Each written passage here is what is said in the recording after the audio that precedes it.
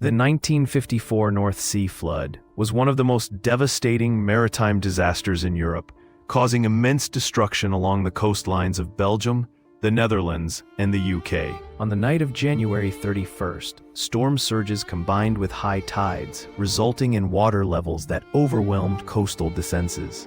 Tragically, over 2,000 lives were lost and countless homes were destroyed. The flooding led to significant infrastructural damage, affecting thousands who depended on those coastal regions for their livelihood. In its aftermath, nations recognized the urgent need for improved flood defenses and implemented extensive engineering projects that have since safeguarded communities from similar fates.